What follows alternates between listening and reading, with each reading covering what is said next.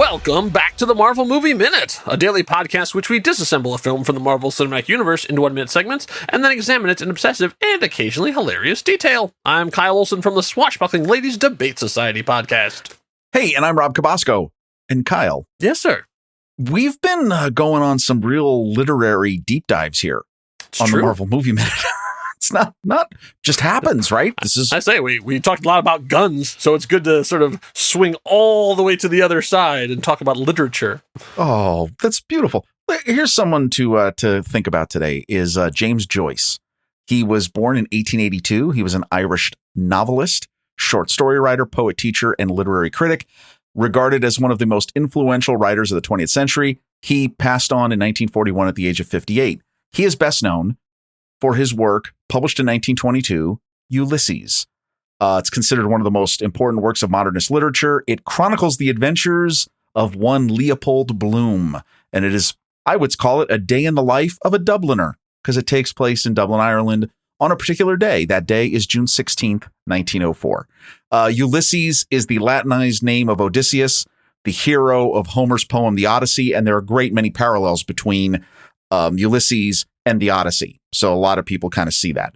There's some controversies about it. It was part of an obscenity trial in the United States in 1931.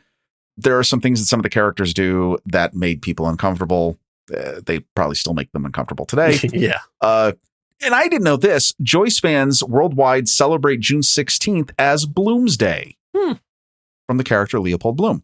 Now, you would think a literary giant such as this would only use the finest materials, the finest papers, elegant, durable pens, and leather-bound keepsakes for all his pristine works. Not exactly. So Joyce would use crayons throughout his revision process, using different colors for each time he went through a notebook. And as he got older, he would use crayons more vividly because he struggled with eye problems for much of his life, and near the end of his life was nearly blind. Why do we talk about that? Because there's a comment made in this minute that we are going to have to discuss. Yeah, because when someone is trying to sound super smart but end up sounding really ridiculous at the time. And I have fallen into that trap. Oh, yeah, me too. You try and drop a name and you mispronounce the name and you're like, oh, right. I can tell you one person who is a huge fan of James Joyce, and that is Mr. Mel Brooks, because he named Leo Bloom from the producers after Leopold Bloom. Yes. So that went on to live in infamy. And here we are, speaking of infamous, minute 73 of Iron Man 2 from 2010, directed by Jon Favreau. We're going to get into the literature and arts and sculpture and painting, but first we need to talk about explosives, because they're talking about this new device that Hammer is showing for the very first time to them. He described it in cigar terms before, which I'm sure Freudians out there are like, oh, of course you did. Yes. But we're going to get into sort of what exactly it is as he's doing this grand unveiling of this thing. Because the first bit was just like gun, gun, gun, gun, gun. And now it's like, now I'm going to take a whole minute just to talk about this one thing. So we're going to take an episode to talk about him talking about this one thing. So we're going to pick up where we left off, which is the middle of the sentence. He said, this is a kinetic kill sidewinder vehicle with a secondary, and then he lost a very long chemical term, which I couldn't get through the first time. I'm not going to try it again. But as we pick up here in minute 73, he finished that sentence, RDX burst. Good, I can say RDX. So RDX is also known less commonly as cyclonite. It is, or hexagen, particularly in Russian, French, and German-influenced languages, also known as T4. In the 1930s, the Royal Arsenal started investigating cyclonite to use against German U-boats because their hulls were being made thicker and the explosives weren't working. So the goal was to develop an explosive more energetic than TNT. And for security reasons, Britain termed cyclonite Research Department Explosives, or RDX. And so that is what he has laced inside of this thing. So it's a real thing that they actually put in. So it's not just unobtainium. just to pick a word out of the air that has no context or meaning beyond that. They wouldn't come up with some ridiculous sounding word like that in a movie that's the highest grossing film of all time for a very long time. So he continues on and says, it's capable of busting the bunker under the bunker you just busted. So I do like that. I know, but this is particularly relevant because obviously the time, the operations in Afghanistan were still going on and very much in people's minds.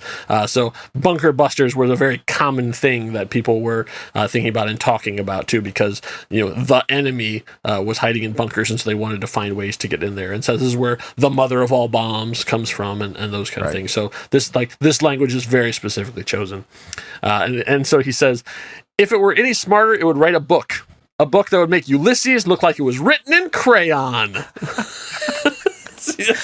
So that's where we get to the top where you're like, but wasn't a lot of Ulysses written in crayon? Now, look, admittedly, and listen, I will just speak for me because, Kyle, I know you're very intelligent. I know a lot of things, but a lot of the things that I talk about on the opens of the show, I researched just for this show. I did not know them. No.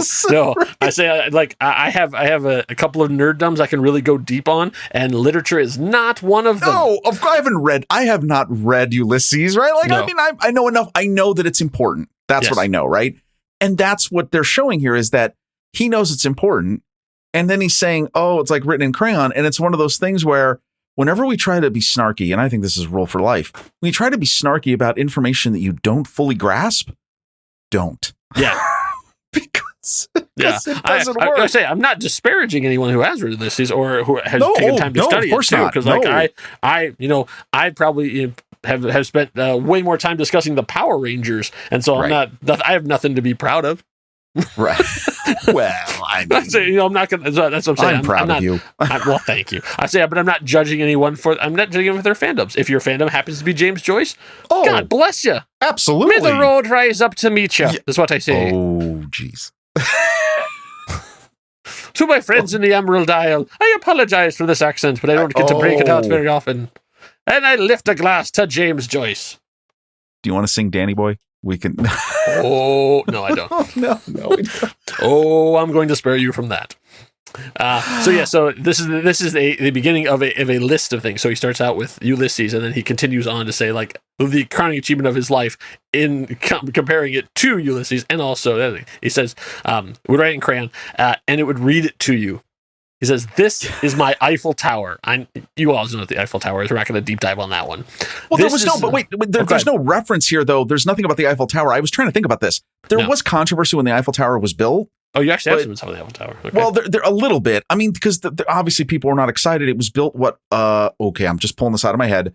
1899, I think, World's Fair. Sounds about right. It was the entrance. Yeah. And there was controversy about the style and what it was.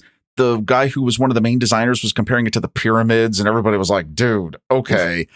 So, I don't know if there was anything connection there, but it's interesting that they chose the Eiffel Tower when they could have chose other things. But anyway, I mean, I don't know. Eiffel Tower inspiring not only that, but also Men in Black International. I mean, think of the great works that have come out just because of the Eiffel Tower. True. That's all we need to say about Men in Black International.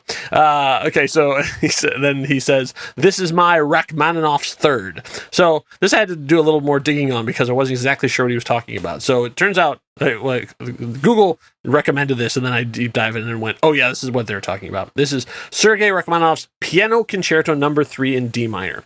It was composed in the summer of 1909. It was premiered on November 28th in New York City. With the composer as a soloist. So Rachmaninoff himself was flexing those fingers and showing it off. The second performance of the concerto took place on January 16th, 1910, and features Gustav Mahler. Whoa, there's another name drop.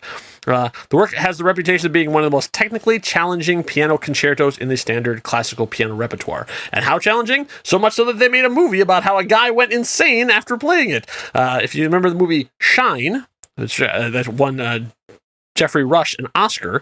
This was all about how he was a brilliant man who could do this concerto, but also he had all these other problems that went along with it as well, and had a fracturing of his mind onto it. I don't know if that movie holds up, but I remember at the time it was very much lauded and exalted, and I remember seeing it, and I've been a Jeffrey Rush fan, although not so much lately. But let's move on. The next thing he mentions is, he says, "This is my Pietà." Now, I think this is much more in your wheelhouse, Rob, but... Okay.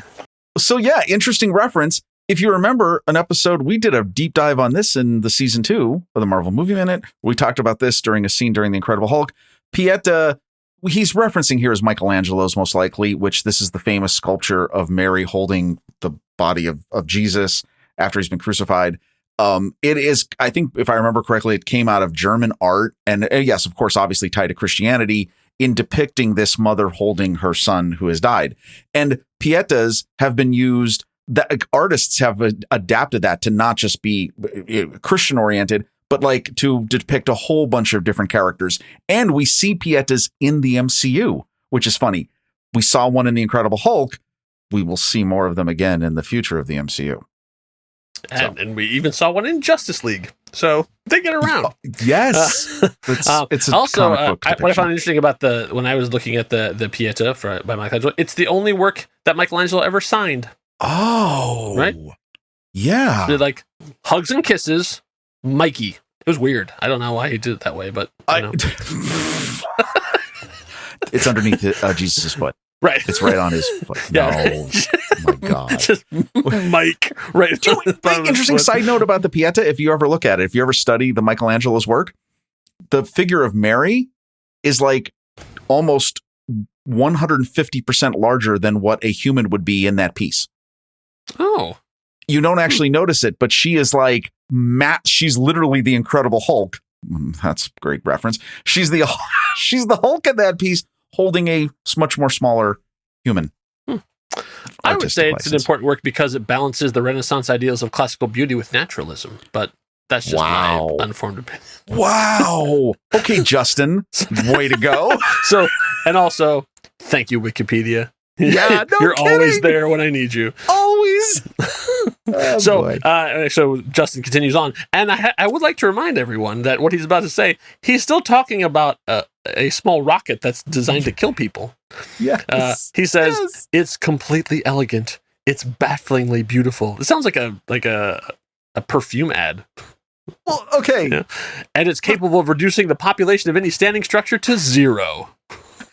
No. And then again, and how he's lovingly cradling it and sniffing it. And do you know what I love though about this is again, and I know I'm guilty of this myself. He's completely contradicted himself. Because what did he say in the previous minute? Size matters. Yeah. And now he's selling. Like he brings out the biggest gun you've ever seen, and now he brings out this tiny little thing. Like it's the greatest thing ever. And you're like, dude, you're just selling me a line of never-ending BS. What are you doing? Anyway, I love it. And so he says, I call it the ex-wife. Oh. Wah, wah. No, wait. We've talked about this. As he does this, clearly Justin has been divorced. Yeah. Well, obviously. Yeah. I would say for him, probably multiple times. Maybe multiple times, right? Okay. It cuts. He says this. He kind of does the whole sniffs it like a cigar. Okay. It cuts to Rhodey, and Rhodey immediately goes to bring his hand up, kind of like, oh, I'm going to rest my chin in it. I think it's Don Cheadle hiding a laugh that is about to erupt. Absolutely. As I watch the scene, it clearly Don Cheadle is trying to not break and ruin the scene, but he is like just enjoying Sam Rockwell's performance so much. He's like, I don't want to have to do this again. Yeah, it's like because it's so unnatural the way he has his hands over his mouth. Like, I want to say this right now, and because I can't say this because this is referencing something from announcements made many months ago. Yeah, true. Yeah, by the time you hear this is old news to you, new news to us. This scene makes me look so forward with hope to Armor Wars. Yes, because I hope Justin Hammer comes on that show for a cameo. Even for one episode to consult about some military technology or something. Exactly. Jeez. Oh man. All right. If you don't know what we're talking about, by now you'll know about it. Yeah. You live in a post WandaVision world, but you're probably enjoying Falcon and Winter Soldier right now, while we're still like eagerly watching trailers. So, hello, future people. I hope things are much calmer and healthier where you are. Oh, yes, please. So as he continues on, he's basically like, finished presentation. Now he's trying to get something out of them. He says, that's the best I got. Are we going to do this? give me something here. You're like a Sphinx. I can't read you. And so, like, obviously the Sphinx, famous for a non-moving face, and that was like goes all the way back to like the riddle of the Sphinx, where it wouldn't move unless you answered the question. So Rhodey then like takes a beat because Don Cheadle's got good timing, and says, "I think I'll take it." And Justin says, "Which one?" Rhodey says, "All of it." Basically, just like, and then turns and exits. Like that's a mic drop line. Like all of exactly. It. Boom. One thing I want to say about Rhodey, he's got great timing. Yeah. Like all the way through. You know, for showing up, Get Out, all the way until when he shows up with a helicarrier. I mean, you know. And so Justin, like, is standing there by himself, looking at us, like, going, all of it. He's like, crap, I got a lot of work to do. But at the same time, Justin just made his quarter. Let me tell you something. The only way I would make this scene better is if they would have won to just a wider shot with now full length. You see them all standing together. You see him, right? And Major Allen walk off, and you see Justin just go, ka-ching. Yeah, and then boom, cut. I was thinking too, because he at least they're going all of it, like, really? But at the same time, I'm like, you know how much money you just made, man? Yeah, no, exactly. Like, you can charge whatever you want because he just gave you a blank check. Right. Yeah, exactly. The Hammer executives are getting a bonus this year. Definitely. So then the scene, actually, the minute does not end, though. So it continues on, and we cut to a box. Yes, it's the box we've seen before. This is the property of Howard Stark box. And so we see the box open up. We see Tony Stark sort of look into the box, and that's where the minute ends. So we're going to get into what's in the box. What's in the box? When we get to minute 74. But that is where the 73 comes to an end. I don't know if have we made that reference before? I don't think we have. Oh, in a Gwyneth Paltrow movie. Yes. How come? Right? Right? Okay. Yeah, we're going to save all the contents for the box because it'll be all in the next minute. Yeah. You got to tune in. Now, Kyle, not all of us can get a Justin Hammer that can come in and give us a selection of things that we would like to suit up with. True. But if you were interested in maybe suiting up with some Marvel Movie Minute paraphernalia, where would you go for that? I would go to a place called thenextreel.com/merch. And you can see all the stuff we have there. And you know, if you're really a fan of the show, if you love what we're doing, you would go add to cart, add to cart, add to cart. What do you want? All of it. Yes. We got to do that on the site. There needs to be an all of it function. Of it. Yeah. We have to do that. Here's the deal. Why do you want that stuff? Because we'd appreciate it. Like wear a shirt or a mask, or have something that you can talk about when you're doing stuff, and people could say, "What is this? What is this you have here, Marvel Movie Minute? Who are these guys?"